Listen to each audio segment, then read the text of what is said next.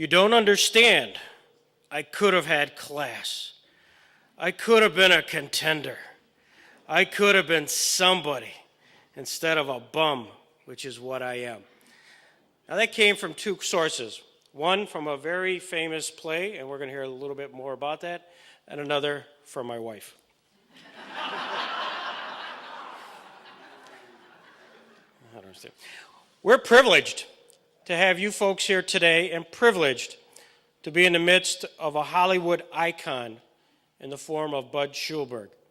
We're honored that Bud made a special effort to fly in today from New York City to be with us, and he's accompanied by his son Ben, and both of them have been regaling me with boxing stories all the way down from Buffalo today, and I wish I'd had my camcorder somehow fixed in the rear view mirror to get all this for you guys.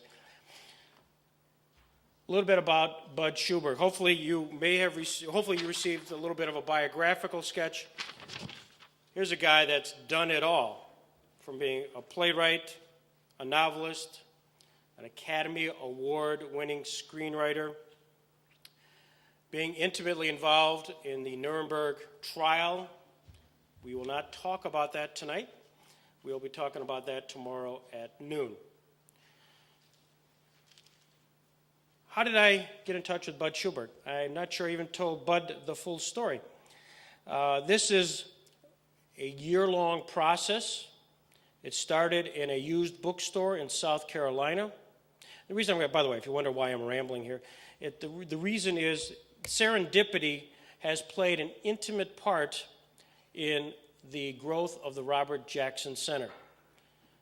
If I believed in spiritualism, I would firmly believe that Robert Jackson is up there guiding us through this whole process, since those things which happened within less than 3 years that have occurred here for the benefit of the Robert Jackson Center and this community, it would be sort of something that Bud Schulberg would write in a novel. Used bookstore, South Carolina. I'm always looking for the book, and I would hope all of you would look for the books written by Justice Jackson when you go to flea markets. There are only a few. And just ask for Robert Jackson. They're not often found, but when you do find them, please buy them and bring them in. Anyways, I was asking, and the gentleman said, no, but I do have a book called The Final Judgment, Pearl Harbor to Nuremberg by Robert Story. And I looked inside, and there's an autograph of Robert Story. Now, you got to know I'm an autograph collector, so this is mine. I got to buy this. So on the way home, sure enough, I'm reading about Robert Story, who was an associate of Justice Jackson's. And within it, he talks about his opportunity to go from Berlin with a young private named Bud Schulberg.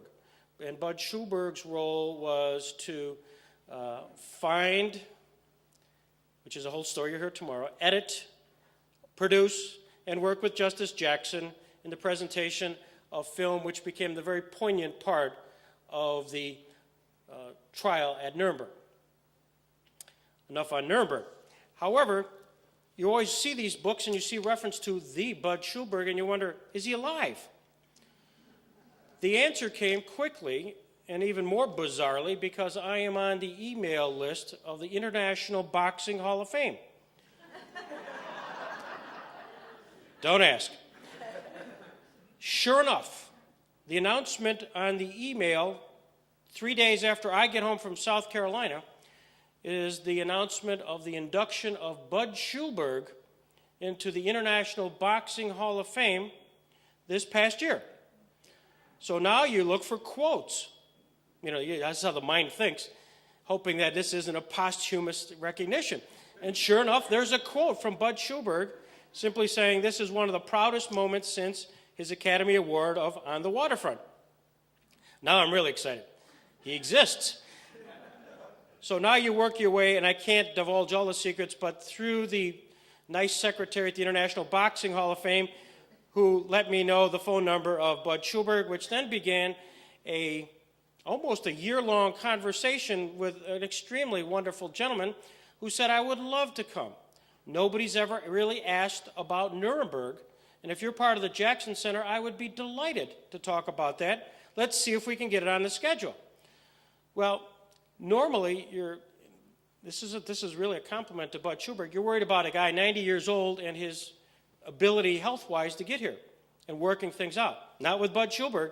He's in Paris. He's covering boxing matches. I can't get on his schedule. It has nothing to do with his physical condition, solely due to his schedule. And in fact, we're lucky to get him tonight and tomorrow because he's meeting with some film producers as we speak now. This guy's indefatigable. So we're honored and thrilled that both Bud and Ben could join us tonight, and we'll look forward to tomorrow as well. As a little bit of a bonus tonight, Ed Tomasini and I sat down and thought that it would be fun for everybody to recall something that occurred 50 years ago. Now, in 1954, there was an Academy Award ceremony. That's 50 years ago. So this is the 50th anniversary of the Hollywood, or of the Oscars 50 years ago, and the winner for the movie was On the Waterfront. Among those, I'll read this little article that appeared in Hollywood Elects. On the Waterfront won 8 awards, the largest number accumulated by any picture since Gone with the Wind. Not a bad picture. Waterfront brought its star Marlon Brando, its director Elia Kazan, its author Bud Schulberg, its cinematographer Boris Kaufman, its editor Gene Milford, art director Richard Day, as well as Eva Marie Saint, all won Academy Awards. Others who did win that year, that were not part of it, included somebody called Grace Kelly and somebody called Edmund O'Brien. Pretty big company. So I thought for fun tonight, Bud, that we would show a little bit of a highlight film, sort of like the NFL highlight films. And then Bud has agreed that afterwards, hopefully we stimulated some memories, that we will have Bud sit over there, and we'll just talk like casually as if it were a living room, talking to an Academy Award winning.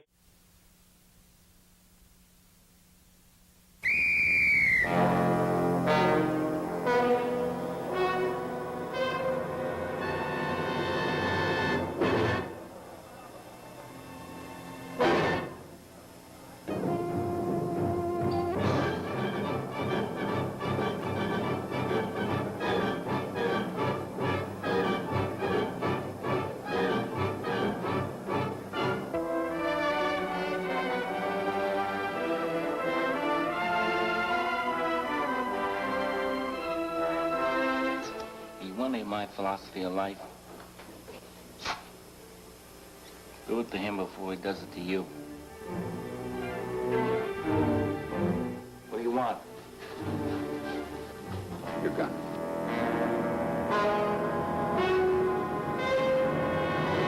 We got the fattest piers and the fattest harbor in the world. Everything moves in and out, we take our cut.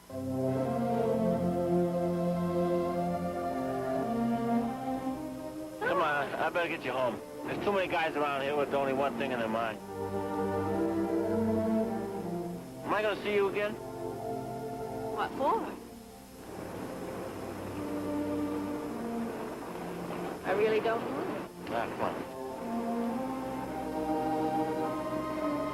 Come on. Edie. Father, who'd want to kill Joey? Who'd want to kill Joey? Well, listen, you know who the pistols are. You're going to keep still until they cut you down one by one?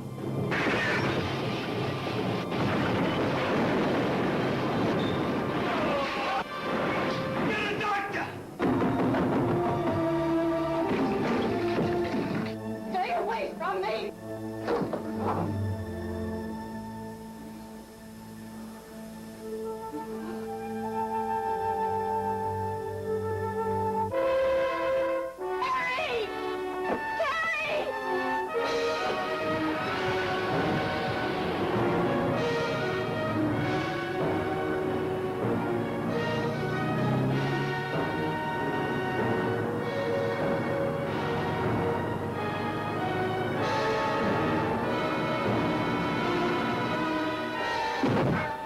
Friendly!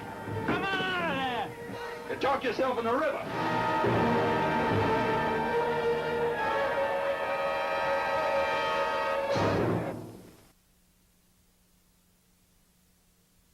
Are I said to Bud Schulberg, I said, that thing just broke up. He said, I've been working on a story about the waterfront for a long time.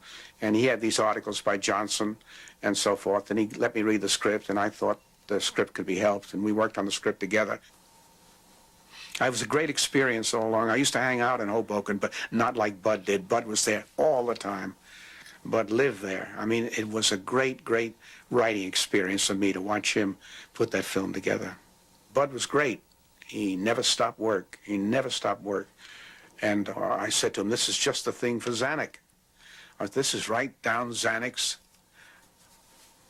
line. He loves violent stories about big cities and so forth. And I showed it to Zanuck, and he said, make some suggestions, and he did. And then one day he called us into his office and said, I'm not going to do this. I don't like it. And in came a terrible, terrible guy that I'm not very fond of now, named Sam Spiegel. Sam what drove Schulberg crazy. And he said, let's open it up again. Let's open it again. Let's re-examine it. Let's see if we've got it right. And he worked on that script, thinning it down and tightening it up. And Bud was great. He never stopped. And between them, they worked like hell. And I think, although they had a lot of antagonisms, I tell the thing in my book, but I'll tell it again too. One night, Bud was living in the country in Pennsylvania, and one night his wife woke up about 3:30 in the morning and looked in the bathroom, and Bud was shaving. And she said, Bud, what the hell are you shaving for at 3:30 in the morning? He said, I'm going to New York. She said, what are you going to New York for? I said, I'm going to New York to kill Sam Spiegel. He was that mad at him, you know. He did go to New York, but he never killed Sam Spiegel. Sam Spiegel was a very tough guy. Tough because, I guess, of his experience in Europe, because he just escaped with his life, I imagine. And he kept at it, and Bud kept at it. And then we were lucky enough to get Marlon in it. And so we made a film that is, from the point of view of a screenplay, I think perfect. You don't understand. I could have had class. I could have been a contender. I could have been somebody. Were you surprised that you won the Oscar for the screenwriting that year? Was that a... Yeah, Kazan and I were amazed. All the more reason being that that movie was such an orphan in Hollywood. No one. I saw Kazan just before he died, and I wrote a piece for this Scottish paper of all things, seeing talking with Kazan. When we were trying to make that movie, everybody turned it down. Everybody. I mean, you can't name a studio with Paramount, Warner Brothers, 20th Century Fox, Columbia, NPM. There was no studio that would do it. And they not only turned it down, but insult. I mean, say, why do you want to do this thing? They would bawl Kazan out, as Zanuck did. He bawled him out. He said, I was in the office with him when he turned it down. He said, Gad, I think you're a great talent, but there's something wrong with you. He said, why do you want to do these crazy movies? He said, first you bring me Viva Zapata. Nobody wants to see Viva Zapata. Who cares about a goddamn Mexican, whatever he is? And then you bring me this, he said. Honest to God, he just chewed him out. And that's the way it was everywhere we went.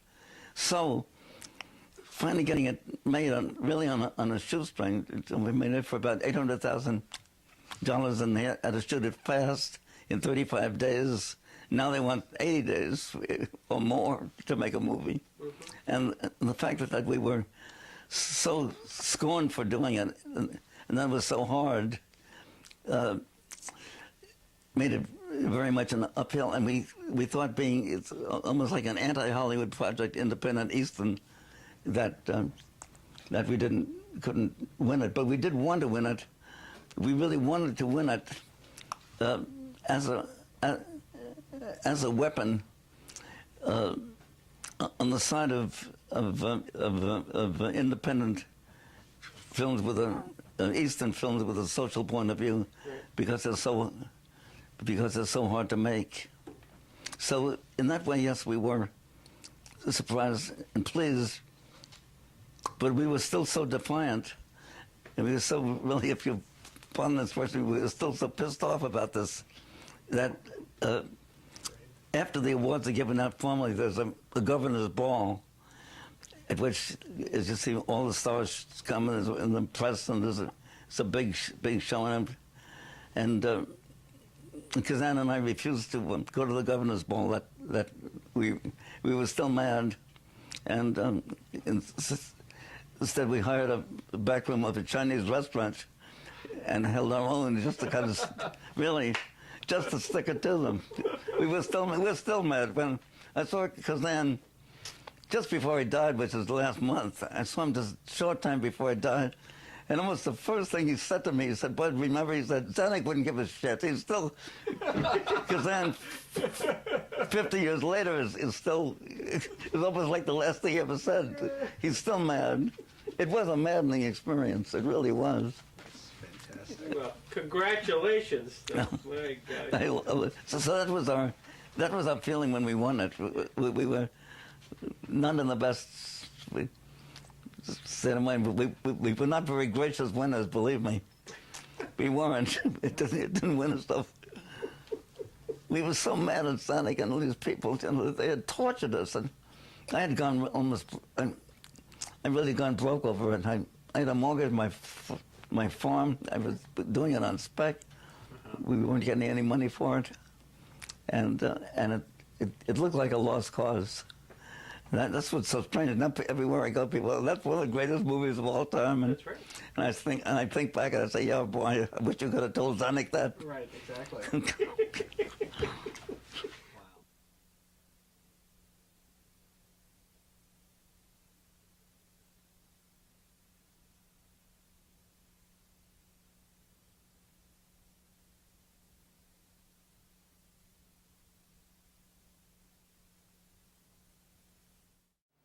About a week before we were going to shoot,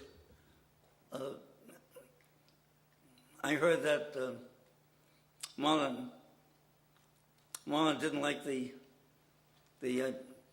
taxi cab scene, and I got kind of upset as writers do, and I said, "Geez, how can he? Everybody else likes that scene. Gadge, Kazan likes it, and Spiegel likes it. What's wrong with it?" I said, "I don't know. He just doesn't want to do it." And so I said, "Well, we have to talk about it." And I went in, I lived out in Bucks County, and I went in, and the meeting was canceled right at the last minute after I had spent 2 hours getting into town. And then I said to Kazan, "We have to talk about this because we're shooting any day now." And the meeting was set up again a few days later.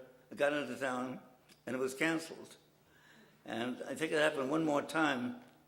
And so I was awfully nervous starting the film with knowing that Brando, our main man, was resisting the scene. And I think it's one of the reasons, I confess I'm sort of ashamed of it now, but I guess it is one of the reasons I was getting up in the middle of the night and going into town to kill Spiegel. Because I found out that Spiegel had been the one, he was very, very tricky and devious, very smart, who called off the meetings each time. He was nervous that Brando had turned down the script the first time, and he was very nervous that if we had a meeting that exploded, and if I defended it too hard, that Brando might walk out. And so we started shooting. The very first day up on the roof, it was all done in Hoboken, right in the places that you see in the movie. And we were up on the roof, and near the lunch break, the script girl mentioned to me again that the scene was coming up in a few days, and she mentioned that Brando still wouldn't do it. And I started to break up, and I said, "Damn it, I'm sick of hearing this." And Kazan heard it and said, "Look, at the lunch break, let's go down in the kitchen on the top floor of the tenement they were shooting on the roof. We'd go down in the kitchen at lunch and finally have this out. So now the three of us, Kazan and Brando and I, I'm in this little kitchen, and Kazan said, "Mullen, what is it? What is it about the scene that's bothering you?" And Kazan says, "We all like the scene. We admire the scene." Brando said, "Look, Gage, I've got all the stuff to say about I could have been a contender and all this stuff I have to say, and how can I say that if Rod is holding a gun at me? I just couldn't say all that." And Kazan said, "Well, what if you reach out and just put the gun down and then go on?" And Brando said, "Oh, that'll be fine." I swear to God, it was just like that. True. Now, Brando was not the film's first choice. Well, he was the first choice, Greg. But when he turned it down, he sent it back to me. And, yeah, okay, thank you.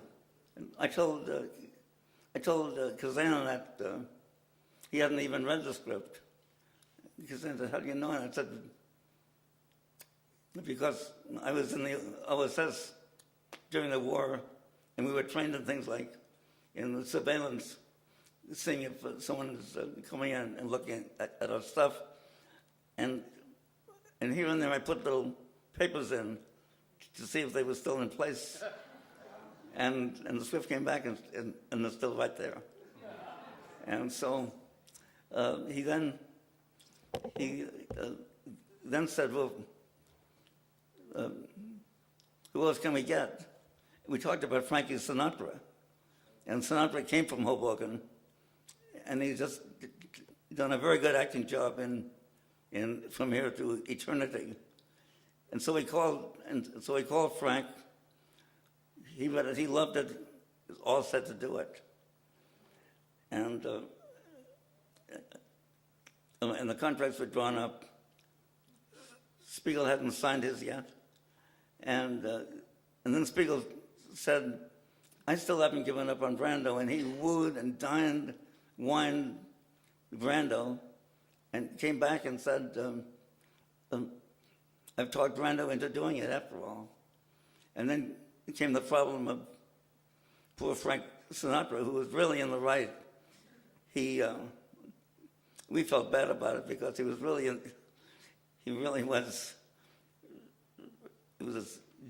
gypped out of it. And Frank sued Spiegel and won some kind of a settlement. And the rest, I guess, is what you call history. Brando played the part, and he certainly played it very, very well. Well, Greg, I think that there was some fear of the mob. I ran into that much later with Bobby Kennedy, and we tried to do The Enemy with them, and then the mob really, really stopped it. Here, it was also the kind of material, sort of downbeat, about the working class that they, and kind of revolutionary in its own way, but the studios really did not like.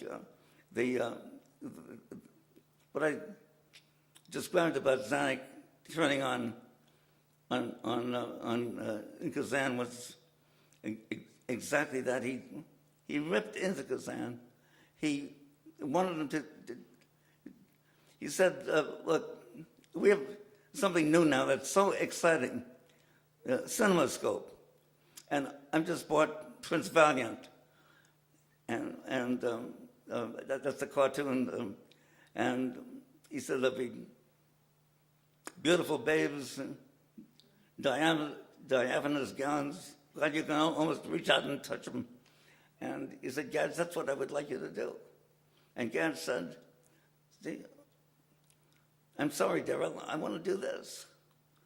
And that's when he stabbed me in the heart. He said, "But," he said, "I think what Bud has written is exactly what the American people don't want to see. He did. The idea for the play, and which ultimately ended up on the film, was really one, you did some research on it, didn't you? Pardon me? What was your research? Research. Well, thanks very much.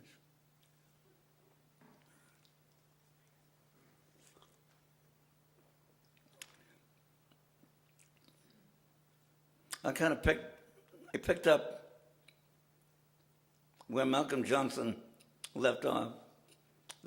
What really attracted me to it was Malcolm Johnson, a very good reporter, the old New York Sun is now long gone, but a really fascinating series of articles, Crime on the Waterfront, in which he described the pistol local, like the one you see in the movie, and the countless murders that were going on, so many, and the kind of exploitation of the longshoremen. And so I picked up from him, and I asked him where he got all this stuff, material, and he said he started with the waterfront priest, John Corridan, and so I went down Xavier in the Chelsea west side of New York, and told Father Corridan what we hoped to do. At the beginning, he was rather sarcastic. We went out to lunch. I told you the Oyster Man, we had a couple of beers together. And he said, we don't really, these men are going through hell. Nobody knows it, but they're really being knocked off and killed and beaten up. And we don't need another Hollywood movie. And but he said, if you'd like to sort of come around to the meetings and see, go ahead. So I did. I started coming to the meetings. They were meeting in the basement of the church, St. Xavier, exactly as you see in the film. The film in many ways is very documentary. And so I hung in. I got more and more fascinated. I'd never met anyone. I couldn't imagine that there was anyone like Father Corridan. And I got to know the men very well, got along with them. And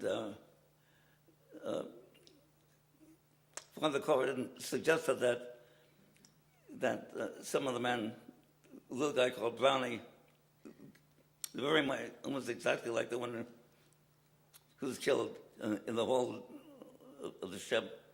Brownie would take me around different bars and hangouts. He worked out he said, if you go down the way you are, you won't survive, but if you build up a cover story, everybody was, what the hell are you two doing together? Someone who doesn't look like a longshoreman. And he devised the cover story that we met at Stillman's gym, because longshoremen were big fight fans. And I happened at that time to be managing a fighter from near my hometown in Pennsylvania. And he was training at Stillman, so it made sense that we met up at Stillman's and went out to have a few beers and just wandered on. And that was the story. And anyway, long story short, I got more and more involved. Father Corridan told me that these men, that nobody in the city was reporting this. For some reason, the New York Times and the Herald Tribune, none of the papers were telling what was really going on down there. And the goons were outside the church, and they were beating up these guys, and sometimes killing them. And he said the Times is not reporting this. So then I went to the Times, to the managing editor, and I told him what Father Corridan said, that the Times is failing to do the job. And he said, well, if you want to write a magazine piece for the Sunday magazine on this, okay, go ahead. And so I wrote a piece called Joe Doc's A Forgotten Man on the Waterfront. And in it, I described the actual conditions what the shape-up was. I couldn't believe that shape-up. It was men would shape up like at 6:30 at dawn practically, and they would shape up for just a 4-hour job. And to get the job, they had to kick back to the hiring boss. All the hiring bosses, almost all of them came from Dannemora, Sing Sing, with stone gangsters. And anyway, that piece came out, and that made me, I was really in with them from that time on. They felt that the story was getting out. And so I did many more. I did another one for the Times, and I just kept I wrote one for Commonweal, the Catholic magazine, about Father Corrin. I just kept on writing, not knowing if the film would ever get made. By that time, I was really so involved in the cause that I would have stayed on with it, even if we could get the film done. Really very good, Greg. They kind of made the film because Columbia didn't like the film. Harry Cohen, the big honcho there, did not like the film. I was on my farm. Kazan was running the first answer print for Harry Cohen.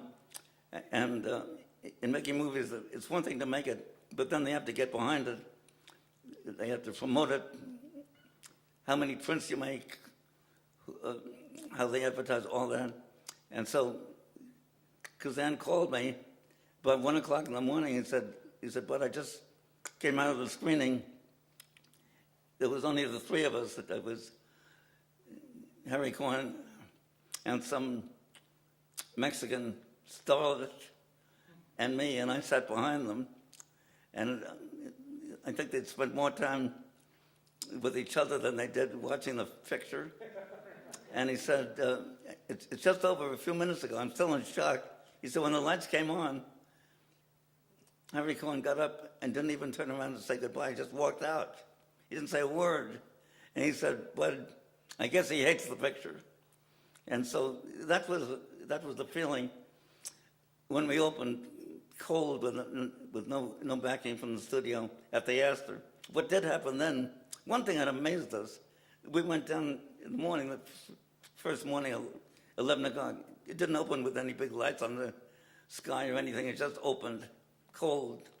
And the line was amazing. It went on for blocks. We couldn't figure it out. We still don't quite understand it, except we figured, well, there were, in those days, 25,000 longshoremen and their families, and then there were all the mob people and their families, all the rest of it. So probably the first few days, they'll come and see it. That's what we thought, really.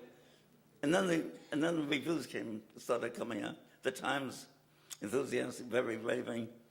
And that, I guess, and just the public reaction started to build feeling for the movie. Leonard Bernstein did only one score for one movie. That's right.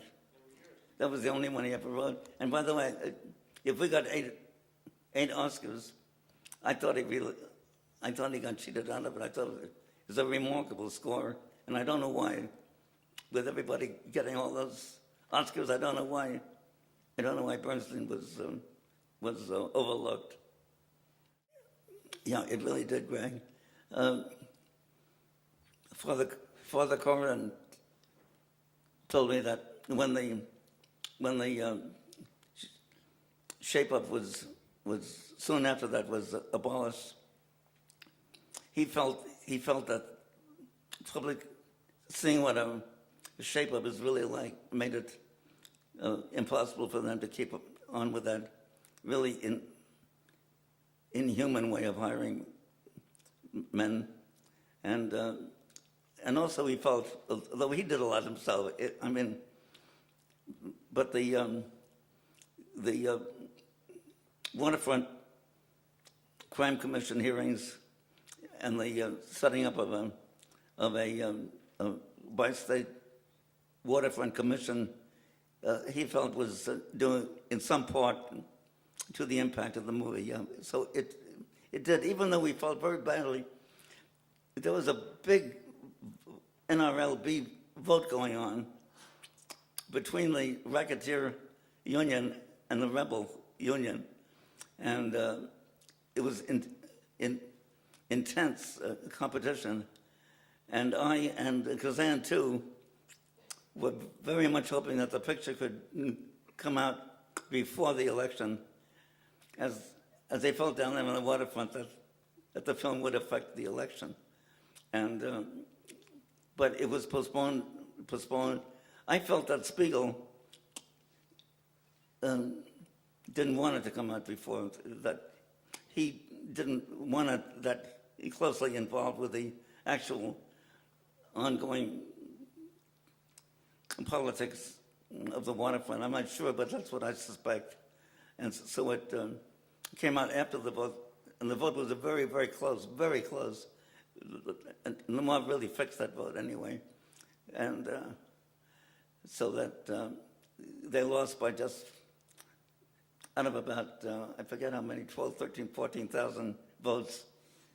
It was like a few hundred, 300, 400. It was almost like the Boer, it was almost like the Bush-Gore election.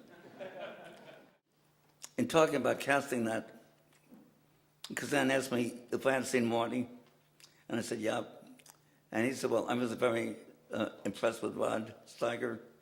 And then he asked me to talk to him also. One of the most unusual, unique things about that film, and about another one we did, usually the writer is a low man on the totem pole. They don't let him near the production. They can't wait to get him out of there and forget about him, and then never use his name at all. Kazan kept his word to me about treating the film exactly as he would a play, in which he would consult with Arthur Miller, Tennessee Williams on every step in the casting. And he really kept his word. Not only on not changing anything without my approval, but running every casting idea by me. And so all of the casting, which really inspired Kazan, acted studio casting, almost everybody, even the tiny bit parts, the one line or two lines, almost all of them came out of the actress studio. But Kazan was unique in allowing me to participate in the casting as well. So I talked to Rod, and he read the scene from and I thought it was very good, and I told Kazan that, and that's how we did it. I talked to Kazan about it, and I said, guys, the goons down here really don't fool, and if we have real longshoremen as the extras, all the people in the film with the actual longshoremen, and then you bring in a bunch of phony Hollywood heavies, tough, so-called tough guys in quotes, it's not going to look real. And so he said, well, what do you think? And I just suggest we bring in heavyweight fighters. And so I did. I asked them all to come. This is true. I gave Tony Galento a script, and I asked him if he'd read a few lines. I handed it to him. He had it really like upside down. He really could not read, and he handed it back, and he said, "Well, why don't you read it to me?" He said it, but Tony, even though he was very funny about it, he couldn't remember one line, not one. He changed everyone around, but he did a very good job. He was so real.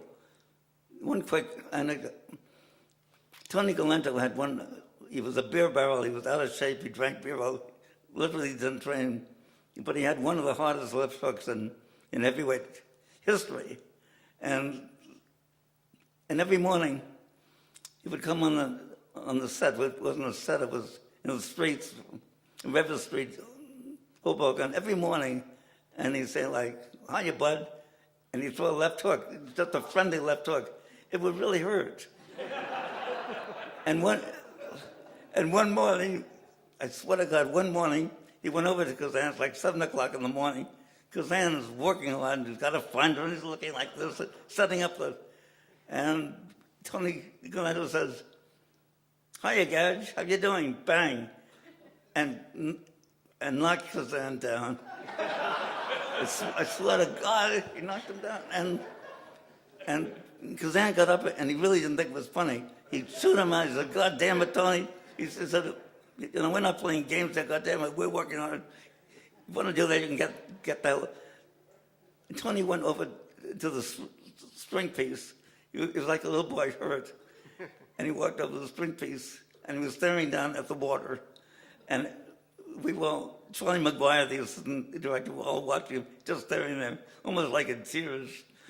And he lifts his head, he's got it. He comes back to Kazan, he puts his hand out, and he said, "Okay, Gage, now you hit me." True. Good. You know. How many takes did it take to get Gannetto to finally get his one line in? That scene, it's a scene toward the end of the movie where Mullen is coming down that gangplank like toward the little office on the houseboat and confronting Johnny Friendly, Lee Cobb, and Tony's line was exactly this: "Here comes the bum now. I'll top him off lovely." That was the line. And we start. And Tony said, "Okay, action." And Tony looks at me and he says, "Here comes the lovely bum." And Kazan said, no, stop, cut. "That's not the line, Tony. Don't you remember the line?" Kazan repeats the line. Says, "Oh, yeah, sorry. And he goes again. Start again. And he says, here comes the bum. All lovely top him." He gets it all screwed up again. We went on for about 16 takes, and he could not get those 8 words right. And it got so bad and it got to be such a private joke. It was sort of cruel in a way. But Kazan said, we don't want to waste any more film. Let's just run it without film, and I'll say action, and just see how many times Tony can take those 8 words and change them. How many mathematical possibilities are there? True. She was older than she looked. She really was. We looked through the entire Screen Actors Guild book, the book with a sort of a half page for everyone. We looked through everyone. We talked to scores and scores of young actresses, and we couldn't find someone who had that absolute purity. And then we saw her in a play. She had a very small part, a play by Horton Foote. Lillian Gish was in. She had only a small part, but she looked awfully good in it. And so we went back and talked to her after the play and asked her to audition, and she did for Kazan. And then he asked me to talk to her also, and she got the part. She'd never been in a movie before, and on the opening day, she was so scared that she was actually shaking. It was just shaking. And I must say, Brando was awfully nice to her. He took her aside and sort of cooled her, settled her down, and encouraged her. And of course, she went on, and the rest we know. She was remarkable in it. In this particular movie, Marlon Brando, how old was he at this time? How old was Mullen? I'm not sure exactly. I think in his late 20s, I think. He looked amazing. He looked so good in it. By the way, on the Saturday before we're going to shoot on or the Friday before we were going to shoot on Monday. I knew Hoboken very well then, and we got the idea that Marlon wanted to do this, to get in his Terry Malloy outfit and walk right through Hoboken, go on the docks, stop in the bars. And I said, Jesus, I'm not sure we can do that. I mean, he was not as big a star then, but he had been in The Men and in Streetcar Named Desire.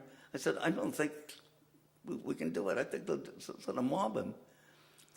He showed up in that, exactly as he looked in the movie, with a hook in his back pocket.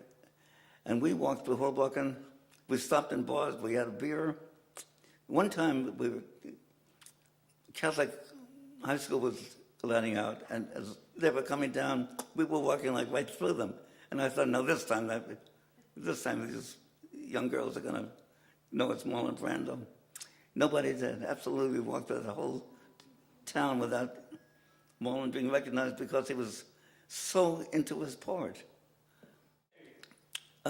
Brownie, Arthur Brown, that was his own hook. Arthur Brown was a little gadfly. He was like a bantamweight.